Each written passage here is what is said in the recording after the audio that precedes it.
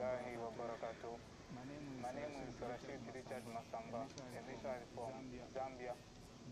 Back in 2015, I was introduced to Islam Ahmadiyya by the President. Donc je m'appelle Rashid Richard Massamba, un missionnaire de la Zambie. En 2015, j'ai été introduit à l'islam Ahmadiyya par le président et le missionnaire en charge de la Zambie, Mohamed Javed Saheb. Donc à cette époque, j'étais en secondaire.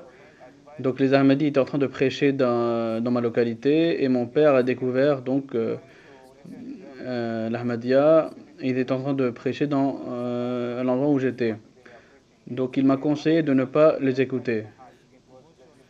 Mais je les écoutais. Mais j'ai vu que les musulmans Ahmadis étaient en train de prêcher à tout le monde. Et j'ai jamais vu cela, que le sunni faisait la même chose. Donc j'ai demandé à mon père, il m'a dit que je ne devrais pas écouter les Ahmadis. Mais j'étais confus. Pourquoi les musulmans Ahmadis sont en train de prêcher l'islam. Donc j'ai décidé de demander à Allah ce qui a fait que je me suis tourné vers l'Ahmadiyya.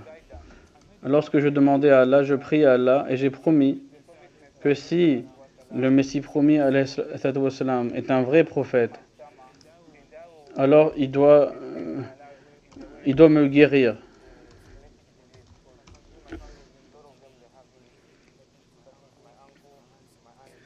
Donc si le Messie est vrai, il devra nécessairement me guérir de mon bégaiement. C'est une maladie génétique car dans ma famille beaucoup en souffrent. Cela commence avec mon oncle, ma tante qui en font l'expérience.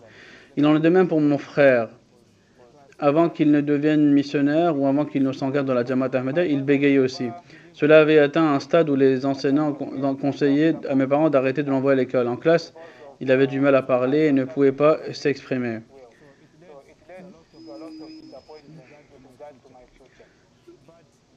Mon père ne croyait pas en moi, pensant que je ne pourrais jamais devenir quelqu'un dans la vie à cause de mon incapacité à bien parler. Cela a conduit à beaucoup de déceptions concernant mon avenir, mais je connaissais la prière de Tahajjud. Je me levais vers 3 heures du matin, faisais mes ablutions et me tenais devant Allah.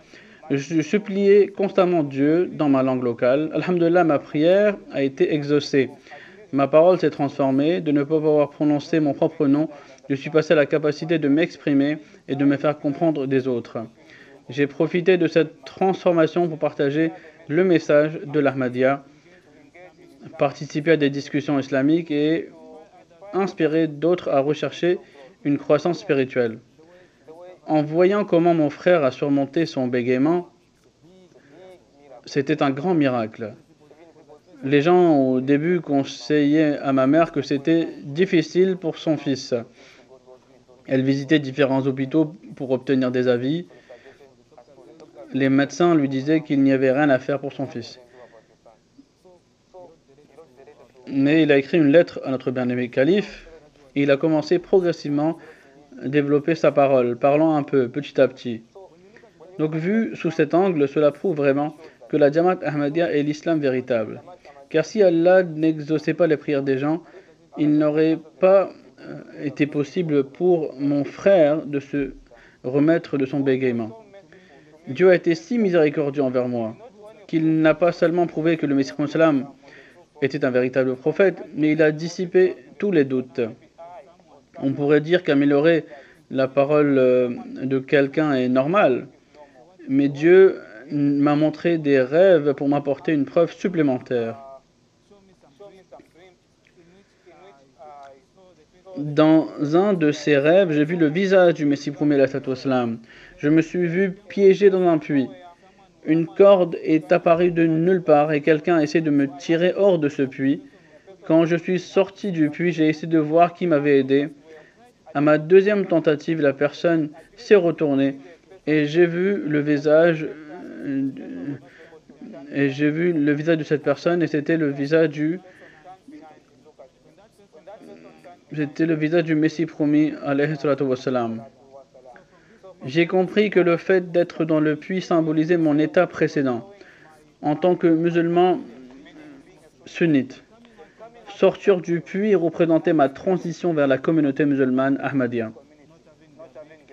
Ne pas pouvoir parler correctement à cause du bégaiement je l'ai compris comme une preuve pour moi, une épreuve pour moi. En tant que croyants, nous devons comprendre que les épreuves sont destinées à nous élever spirituellement. Sans épreuve, le statut spirituel ne peut grandir. Les prophètes aussi ont été éprouvés, mais ils priaient beaucoup, ce qui élevait leur rang. Quand j'étais à la Jamia, j'ai eu l'occasion de prêcher à mon jeune frère pour qu'il devienne Ahmadi. Et alhamdulillah, par la grâce d'Allah, il a aussi accepté l'islam Ahmadiyya. Rachid est quelqu'un en qui j'ai une confiance totale, car nous avons grandi ensemble. Ce lien est devenu si fort que lorsqu'il m'a expliqué la Jamaat Ahmadiyya, je n'ai pas pu douter et j'ai accepté immédiatement. Cela a été difficile, car notre père nous a dit si nous acceptions la Jamaat Ahmadiyya, il ne nous considérait plus jamais comme ses enfants. À l'époque, nous étions encore à l'école.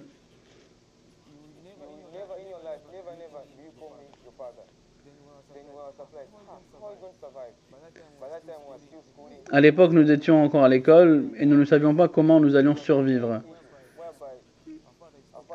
Notre père a arrêté de nous parler pendant longtemps, mais maintenant, alhamdulillah,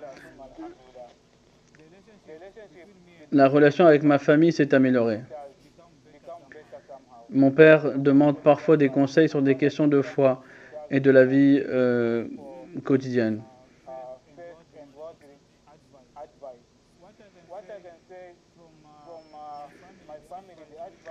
Mon père m'a toujours conseillé d'être très assidu dans la prière et de me souvenir que Dieu est le Tout-Puissant et que sans lui, je ne suis rien. Et il me disait aussi de prier le tahajjud chaque jour et de ne jamais manquer mes 5 prières quotidiennes.